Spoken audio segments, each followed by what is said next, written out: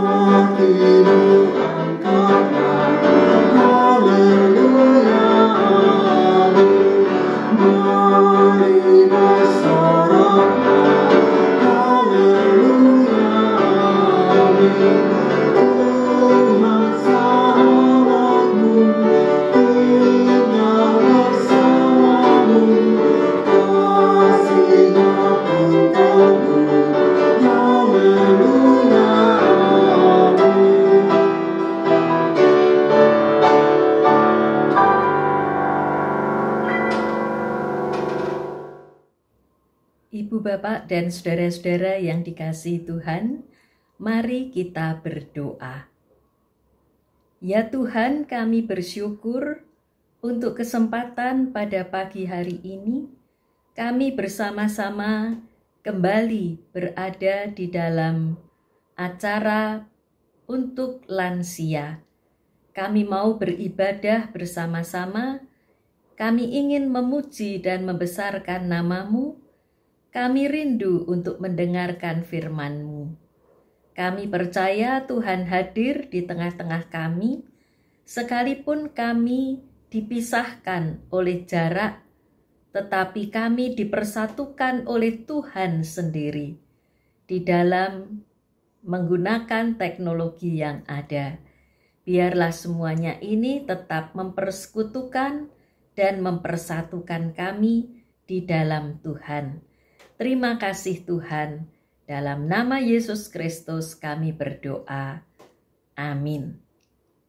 Oma Opa, Bapak dan Ibu, bulan Juni adalah bulan diakonia GKI Kuitang. Karena itu, ibadah lansia hari ini mengusung tema berdiakonia ala lansia. Lansia berdiakonia, bagaimana mungkin? Kita sudah tidak kuat kemana-mana. Bukannya kita yang layaknya menerima diakonia. Kalau kita yang melakukan diakonia, bagaimana caranya? Mungkin terbersit pertanyaan-pertanyaan seperti itu di benak Bapak Ibu sekalian. Nah, pertanyaan-pertanyaan itulah yang akan dibukakan melalui firman Tuhan.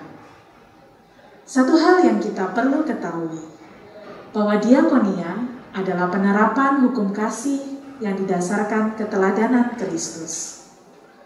Ketika kita dipenuhi kasih Kristus, maka kasih akan mengalir dalam hidup kita. Jadi, mari kita belajar dari Kristus, Sang Kasih.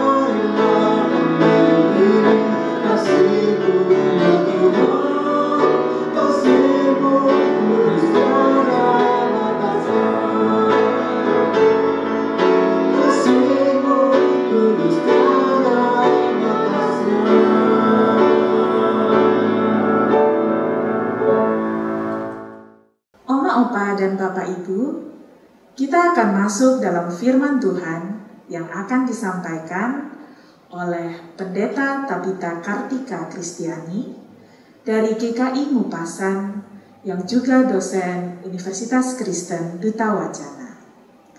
Sebelumnya, mari kita mempersiapkan hati dengan menyanyikan lagu "Kusiapkan Hatiku Tuhan".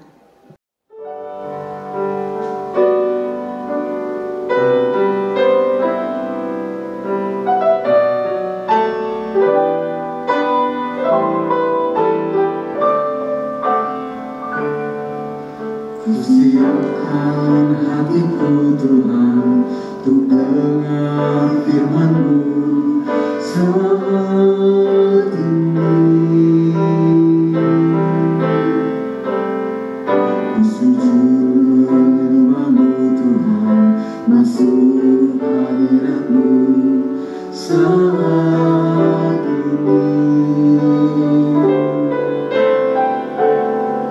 Curahkan murahkan-Mu Tuhan bagi jemaat-Mu saat ini.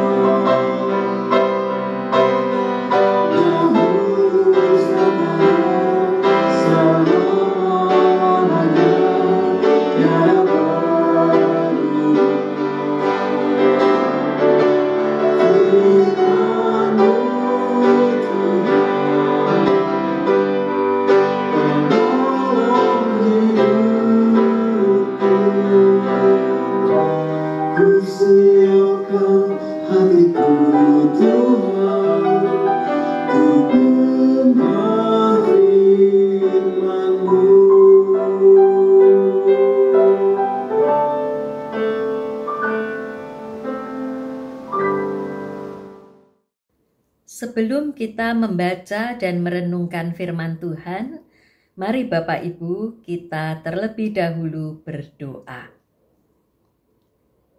Ya Tuhan, terima kasih Engkau senantiasa berkenan bersabda kepada kami. Tolong kami untuk membuka hati dan pikiran kami terhadap karya Roh-Mu yang kudus, supaya kami memahami kehendak Tuhan dan melakukannya dalam kehidupan kami secara nyata. Kami menyambut firman-Mu dengan penuh sukacita dalam nama Yesus Kristus, Juru Selamat yang setia. Amin. Mari Bapak, Ibu, dan Saudara, kita membaca firman Tuhan di dalam Injil Matius pasal 25 ayat 31 sampai 46. Matius 25 ayat 31 sampai 46. Demikianlah firman Tuhan. Apabila Anak Manusia datang dalam kemuliaannya dan semua malaikat bersama-sama dengan Dia, maka Ia akan bersemayam di atas tahta kemuliaannya. Lalu semua bangsa akan dikumpulkan di hadapannya, dan Ia akan memisahkan mereka seorang daripada seorang, sama seperti gembala memisahkan domba dari kambing. Dan Ia akan menempatkan domba-domba di sebelah kanannya, dan kambing-kambing di sebelah kirinya. Dan raja itu akan berkata kepada mereka yang di sebelah kanannya, "Mari, hai kamu yang diberkati oleh Bapa-Ku, terimalah kerajaan yang telah disediakan bagimu sejak dunia dijadikan. Sebab ketika aku lapar, kamu memberi aku makan. Ketika aku haus, kamu memberi aku minum.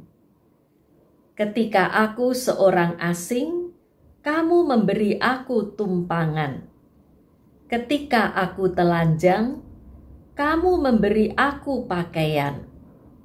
Ketika aku sakit, kamu melawat aku. Ketika aku di dalam penjara, kamu mengunjungi aku." Maka orang-orang benar itu akan menjawab Dia, katanya, "Tuhan, bila manakah kami melihat Engkau lapar dan kami memberi Engkau makan, atau haus dan kami memberi Engkau minum? Bila manakah kami melihat Engkau sebagai orang asing dan kami memberi Engkau tumpangan, atau telanjang dan kami memberi Engkau pakaian? Bila manakah kami melihat Engkau sakit atau dalam penjara dan kami mengunjungi Engkau?" Dan raja itu akan menjawab mereka, "Aku berkata kepadamu, sesungguhnya segala sesuatu yang kamu lakukan untuk salah seorang dari saudaraku yang paling hina ini, kamu telah melakukannya untuk aku." Dan Ia akan berkata juga kepada mereka yang di sebelah kirinya, "Enyahlah dari hadapanku, hai kamu orang-orang terkutuk. Enyahlah ke dalam api yang kekal yang telah sedia untuk iblis dan malaikat-malaikatnya. Sebab ketika aku lapar, kamu tidak memberi aku makan. Ketika aku haus, kamu tidak memberi aku minum. Ketika aku seorang asing, kamu tidak memberi aku tumpangan. Ketika aku telanjang, kamu tidak memberi aku pakaian. Ketika aku sakit dan dalam penjara, kamu tidak melawat aku." Lalu mereka pun akan menjawab Dia, katanya, "Tuhan, bila manakah kami melihat Engkau lapar atau haus, atau sebagai orang asing, atau telanjang, atau sakit, atau dalam penjara, dan kami tidak melayani engkau?" Maka ia akan menjawab mereka, "Aku berkata kepadamu, sesungguhnya segala sesuatu yang tidak kamu lakukan untuk salah seorang dari yang paling hina ini, kamu tidak melakukannya juga untuk aku." Dan mereka ini akan masuk ke tempat siksaan yang kekal, tetapi orang benar ke dalam hidup yang kekal. Demikianlah firman Tuhan. Ibu bapak yang dikasihi Tuhan, bulan Juni 2021 ini adalah bulan diakonia di GKI Kuitang. Apakah Bapak Ibu tahu arti kata diakonia? Benar, pelayanan. Bulan diakonia berarti bulan pelayanan. Kata diakonia berasal dari bahasa Yunani, yaitu bahasa asli Perjanjian Baru. Dari kata diakonia kita mengenal kata diaken. Nah, itu suatu jabatan di dalam gereja yang sayang sekali sekarang setelah penyatuan GKI tidak ada lagi. Tapi dulu waktu masih GKI Jawa Tengah, kita mengenal jabatan gereja sebagai diaken. Dalam bahasa Yunani, diakonia artinya pelayanan. Kalau orangnya diakonos adalah pelayan. Sedangkan kata kerja melayani adalah diakoneo. Khususnya dalam pelayanan di sini, dalam kata diakonia adalah pelayanan meja makan. Jadi terkait dengan pelayanan makan, seperti hamba atau pelayan yang melayani tuannya saat makan. Nah, dari kata diakonos, pelayan, diakonia, pelayanan ini kemudian masuk di dalam kehidupan bergereja dan kita tahu itu adalah pelayanan kepada orang-orang yang membutuhkan pertolongan. Bapak Ibu sekalian yang dikasihi Tuhan, lalu apa yang dilakukan gereja dalam diakonia? Kita mengenal ada 3 macam diakonia. Yang pertama adalah diakonia karitatif. Artinya kita memberi sesuatu yang akan habis dalam waktu singkat. Misalnya, kita memberikan sembako. Kira-kira berapa hari sembako itu masih ada kalau kita memberikan kepada orang-orang? Barangkali hanya 1 minggu. Nah, kalau kita memberikannya nasi bungkus, bertahannya berapa lama? Mungkin hanya 10 menit ya. Setelah dimakan habislah yang kita berikan. Nah, itu diakonia karitatif. Seringkali orang menyamakan dengan memberi ikan. Nah, kalau memberi ikan ya kalau ikannya habis ya sudah. Berarti sesuatu yang habis dalam waktu singkat. Sedangkan yang kedua adalah diakonia reformatif yang memperbaharui.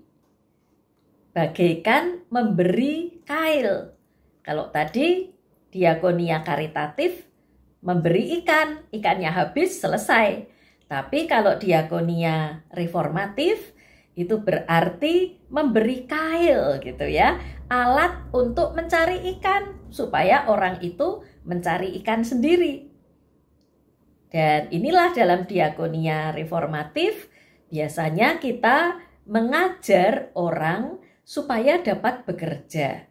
Misalnya diberikan kursus-kursus, antara lain barangkali kursus membuat kue, atau kursus las, kursus komputer, Dan di dalam kursus komputer ada lagi macam-macam gitu ya. Kursus animasi, kursus membuat video, dan masih banyak lagi yang lain. Dengan memberikan keterampilan-keterampilan melalui kursus-kursus, diharapkan orang itu bisa bekerja. Nah, kalau dia sudah bekerja, dia bisa mencari nafkah, dia mandiri, berarti tidak perlu ditolong lagi untuk seterusnya. Yang ketiga adalah diakonia transformatif. Kalau ini memperjuangkan hak untuk mengail. Mengapa? Karena jangan-jangan tidak ada lagi tempat untuk mengail. Karena sudah dikuasai orang-orang yang memiliki alat-alat yang lebih canggih dibandingkan dengan kail. Maka kita harus memperjuangkan hak supaya setiap orang bisa mendapatkan ikan. Nah, ini perjuangan yang lebih berat gitu ya, karena harus mengubah sistem, mengubah peraturan, mengubah tata cara, dan itu tidak selalu mudah untuk dilakukan. Itulah 3 macam diakonia yang dikenal dalam gereja. Nah, sekarang Bapak Ibu sekalian yang dikasihi Tuhan, mungkin kita jadi bertanya-tanya, kalau sudah lansia lalu bagaimana? Diakonia apa yang bisa kita lakukan? Kalau diakonia karitatif, wah berat sekali. Karena kan sudah lansia, sudah pensiun, sudah tidak bekerja. Ada orang yang memberi julukan kalau lansia itu B-nya banyak gitu ya. Ada yang B-nya 4, B-nya 5, bahkan ada yang bilang B-nya 12. Antara lain salah satunya adalah bokek, ya, tidak punya uang karena sudah pensiun, tidak lagi bekerja.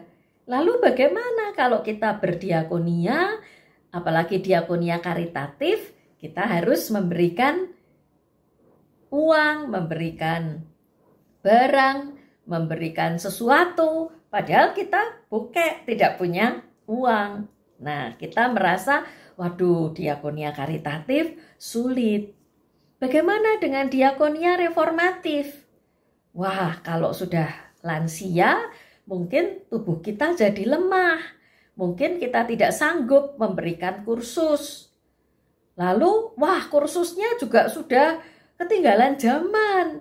Ada yang lebih baru-baru, yang saya tahu itu yang kuno-kuno. Wah, tidak lagi cocok. Nah, kemudian orang mengatakan, waduh, bagaimana ya lansia, sulit sekali untuk diakonia reformatif. Nah, bagaimana dengan diakonia transformatif? Waduh, boro-boro gitu ya. Ini makin sulit lagi. Bukankah lansia itu sudah lemah, tak berdaya, tidak bisa apa-apa gitu ya. Dan masih banyak lagi keluhan lain yang menganggap lansia tidak bisa apa-apa lagi dan tidak bisa berdiakonia. Apakah itu benar? Apakah memang lansia tidak bisa lagi berdiakonia?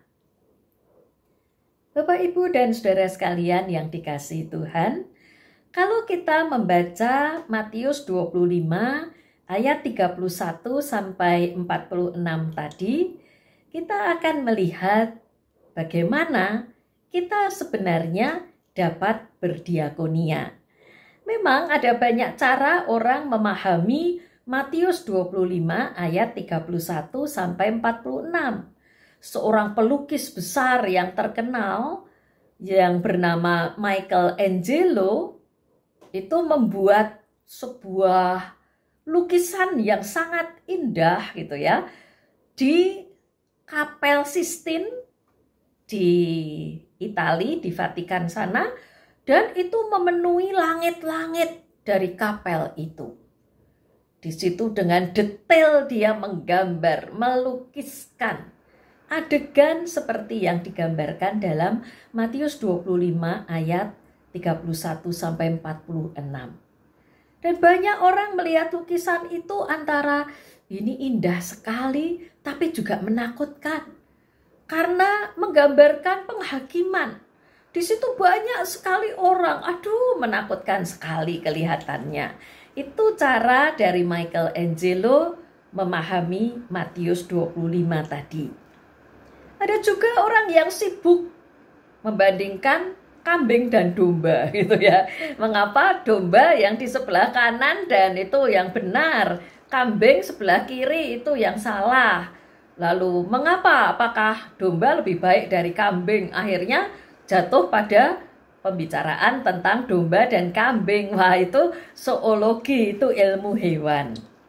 Nah, ada lagi yang mengatakan kanan atau kiri. Wah, itu nanti jadi politik. Kita tidak akan pergi ke sana. Apa sebenarnya fokus dari Matius 25 ayat 31 sampai 46? Tidak lain fokusnya adalah menolong orang lain, menolong orang yang lemah, menolong orang yang membutuhkan pertolongan, dan itu berarti melakukannya untuk Yesus. Yesus menyamakan diri dengan orang kecil, dengan orang hina, yaitu orang yang lapar, haus, telanjang, penjara, ada di dalam penjara, dan orang yang sakit. Mengapa mereka disebut sebagai orang yang lemah dan kecil? Kita semua tahu. Nah, orang lapar berarti dia tidak punya apa-apa untuk dimakan. Maka orang yang memiliki lebih harus memberi makan. Orang yang haus tidak punya air untuk minum, harus diberi minum. Orang yang telanjang tidak punya pakaian karena bajunya sudah disita untuk membayar hutang, maka kita harus memberikan pakaian. Kepada orang yang sedang dipenjara, bukan karena dia berbuat jahat, tetapi dia dipenjara karena imannya kepada Yesus, maka dilawat. Dan melawat tidak selalu mudah. Kalau itu dianggap tahanan politik, nah ini bisa berbahaya juga. Kemudian orang sakit tentunya lemah dan dikunjungi. Kalau orang-orang mau melakukan semuanya ini, mengunjungi yang sakit dan di dalam penjara, memberi pakaian kepada yang telanjang, memberi makan kepada yang lapar, memberi air kepada yang haus, maka yang dilakukan untuk orang yang paling hina, orang yang paling lemah ini berarti melakukannya untuk Yesus sendiri. Bapak, Ibu, dan saudara sekalian, bukankah memberi makan, memberi minum, memberi pakaian, melawat orang yang sedang sakit atau di dalam penjara, kelihatannya itu sederhana, mudah, semua orang bisa melakukan. Tidak dibutuhkan keterampilan khusus. Jadi sebenarnya lansia juga bisa. Misalnya memberi makan, memberikan sembako, menyumbangkan. Lansia pasti bisa, sekalipun mungkin jumlahnya terbatas. Tapi di mana kita mampu, kita dapat melakukannya. Dengan demikian, apapun yang bisa kita lakukan, sesederhana apapun untuk menolong orang yang membutuhkan pertolongan, berarti itu sudah melakukannya untuk Yesus. Nah, Bapak, Ibu, dan saudara yang dikasihi Tuhan, saya ingin menceritakan bagaimana seorang penulis dari Rusia yang bernama Leo Tolstoy memahami Matius 25 ayat 31 sampai 46. Dia seorang penulis novel, maka ia menulis novel yang berjudul Where Love Is, There God Is Also pada tahun 1885. Di mana ada cinta atau di mana ada kasih, di sana Tuhan berada juga. Di dalam buku yang indah ini, ia menceritakan tentang seorang tukang sepatu yang bernama Martin Afdijk, atau kita sebut saja Martin itu ya.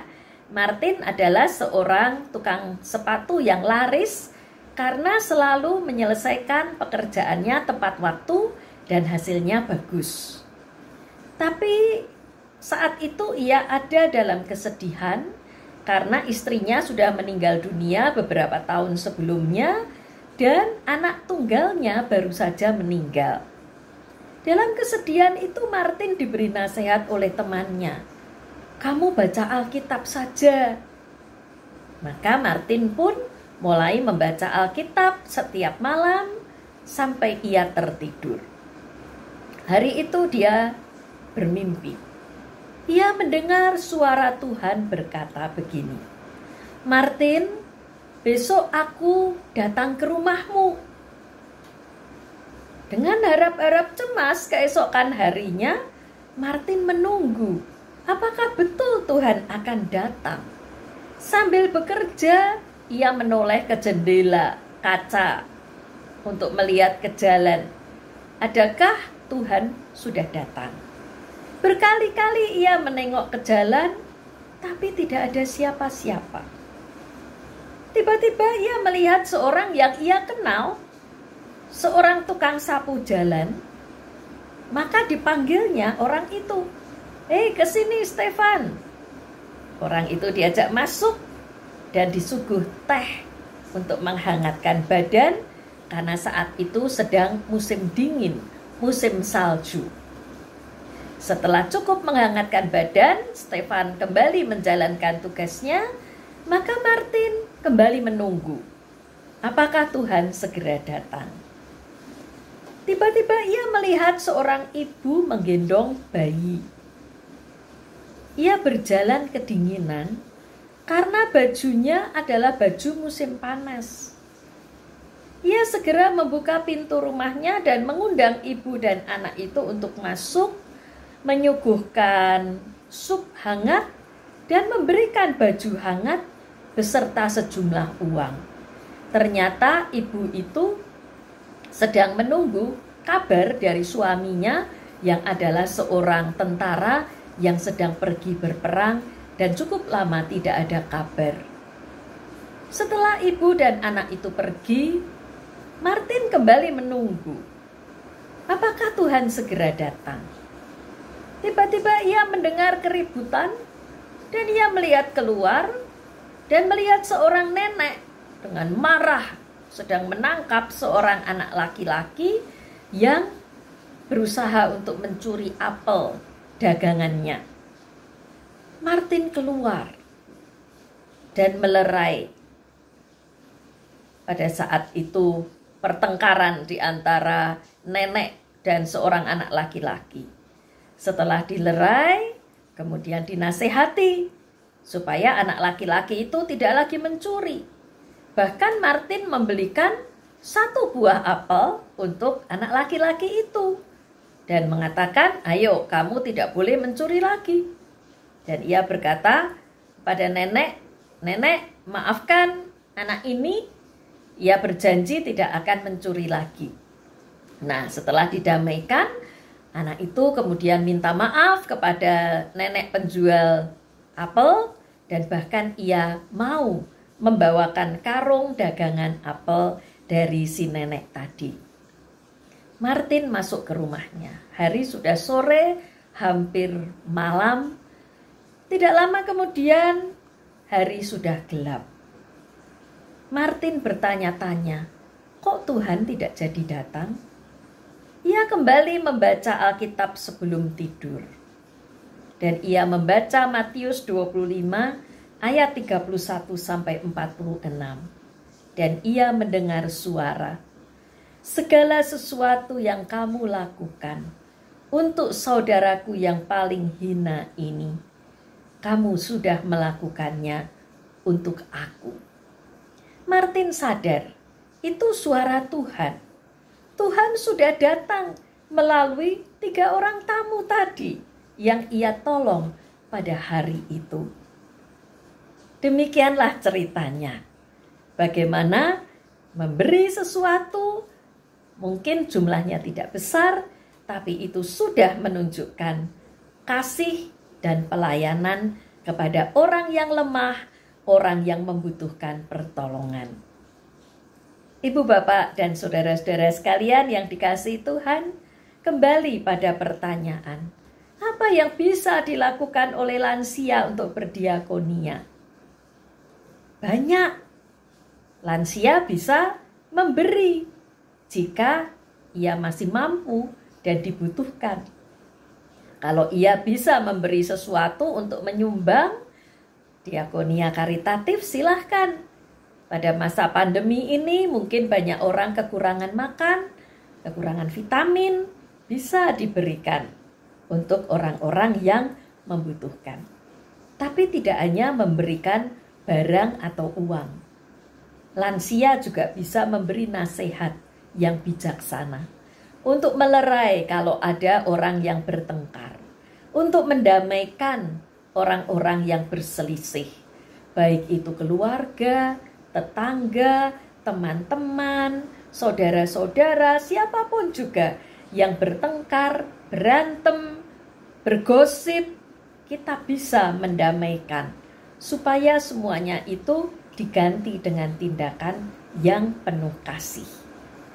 Lansia juga bisa mendoakan orang-orang yang membutuhkan pertolongan, kekuatan di dalam doa. Lansia juga bisa menghibur dan menguatkan orang-orang yang ada di sekitarnya. Lansia bisa menelpon atau kalau masih bisa bermedia sosial, silahkan menggunakannya untuk memberikan kata-kata yang menghibur, kata-kata yang menguatkan, kata-kata yang mendamaikan. Dan jangan lansia ikut menyebarkan hoax gitu ya. Kalau ada berita diterima, jangan langsung percaya dan diteruskan pada orang lain. Siapa tahu itu kabar bohong, lalu kita ikut menyebarkan kabar bohong. Hati-hati ya. Kita harus bertanya dulu, menyelidiki dulu apakah itu benar. Jadi Bapak, Ibu, dan saudara sekalian, masih banyak yang bisa dilakukan oleh lansia dalam kehidupan sehari-hari yang penuh sukacita, yang penuh pengharapan, menunjukkan iman kepada Tuhan yang menguatkan dalam semua keadaan. Hal itu dapat menjadi berkat bagi orang-orang yang ada di sekitar kita. Apapun juga kesempatan yang Tuhan berikan untuk kita bisa melayani orang lain, pakailah itu sebagai kesempatan untuk menunjukkan kasih dan pelayanan kepada sesama. Amin.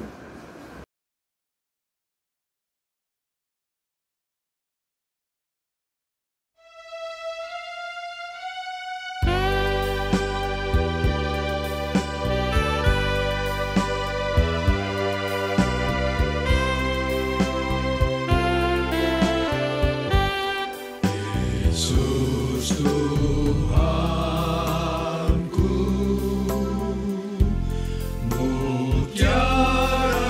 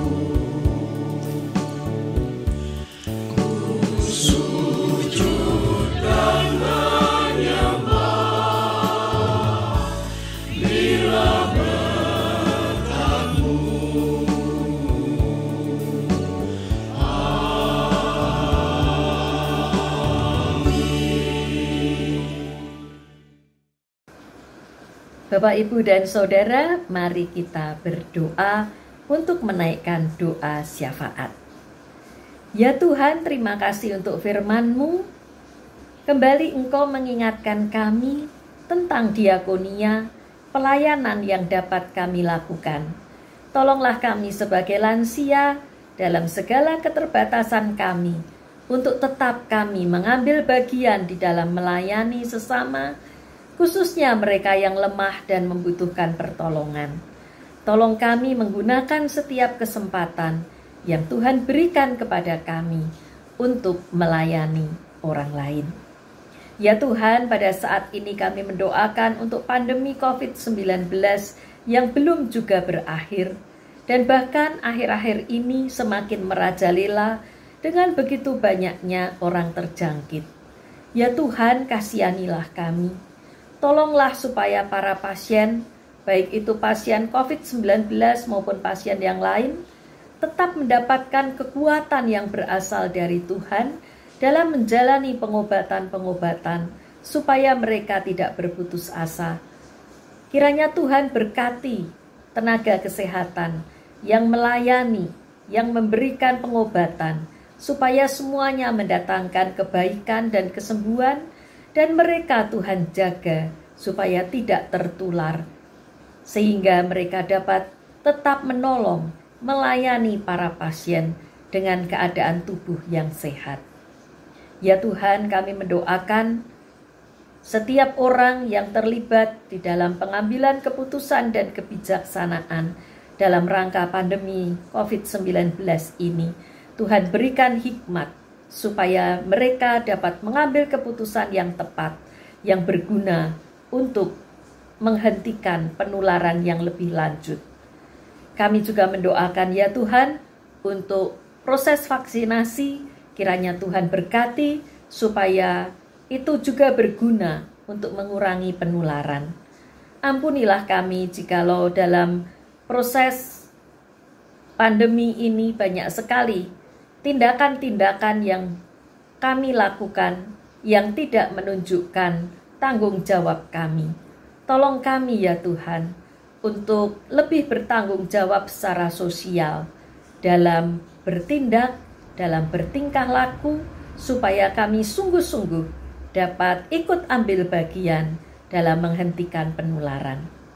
Ya Tuhan, kami juga mendoakan bagi mereka yang terdampak secara ekonomi, yang ada dalam kesulitan hidup. Tuhan berikan kekuatan kepada mereka, dan juga Tuhan menunjukkan jalan yang tepat supaya mereka dapat mencari pekerjaan atau usaha yang dapat dilakukan untuk menghadapi kesulitan ini.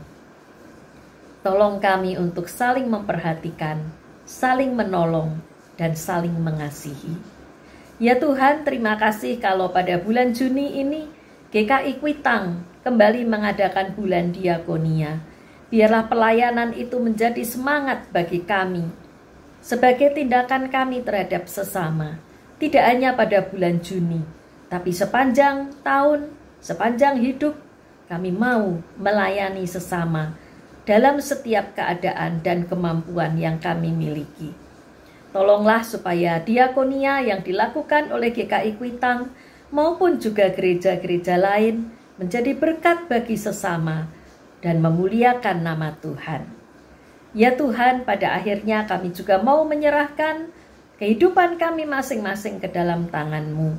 Ada pergumulan-pergumulan, masalah-masalah dan tantangan-tantangan yang kami hadapi, kami percaya Tuhan selalu beserta dengan kami. Karena itu kami mau menyerahkan diri seutuhnya hanya ke dalam tangan-Mu. Terima kasih ya Tuhan, kami berdoa dan berserah hanya dalam nama Yesus Kristus, Juru Selamat yang setia. Amin. Opa yang terkasih, marilah kita menghaturkan persembahan kepada Tuhan sebagai ungkapan syukur atas segala berkat yang telah kita terima sepanjang hidup ini. Ayat pembimbing diambil dari 2 Korintus 8 ayat 12 yang demikian bunyinya. Sebab jika kamu rela untuk memberi, maka pemberianmu akan diterima. Kalau pemberianmu itu berdasarkan apa yang ada padamu, bukan berdasarkan apa yang tidak ada padamu.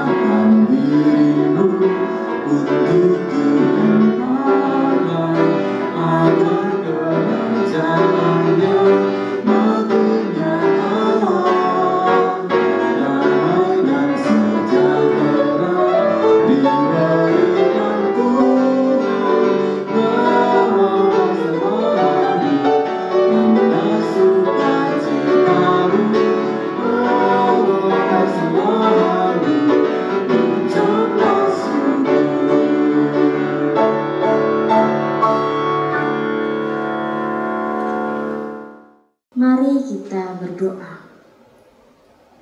Allah Bapa yang bertahta dalam kerajaan surga, kemurahan hati Bapa meluap kepada setiap kami. Semua yang kami miliki adalah hadiah dari-Mu ya Bapa. Ketika kami membawa persembahan kami kepadamu, kami memberikan kembali berkat berlimpah yang telah Engkau berikan kepada kami. Ajarlah kami juga untuk mempersembahkan diri kami ya Tuhan. Inilah doa dan ungkapan syukur kami. Dalam nama Tuhan Yesus Kristus kami telah berdoa. Amin. Oma opa yang dikasihi Kristus, Gerimer dalam sebuah bukunya mengatakan, gereja yang tidak berdiakonia adalah gereja yang mati, karena mengabaikan karunia-karunia Allah dan belum sungguh-sungguh menghayati kasih Kristus. Sebagai lansia yang sudah merasakan kasih Kristus, kita diingatkan untuk membagikan kasih Kristus bagi orang-orang di sekitar kita melalui diakonia.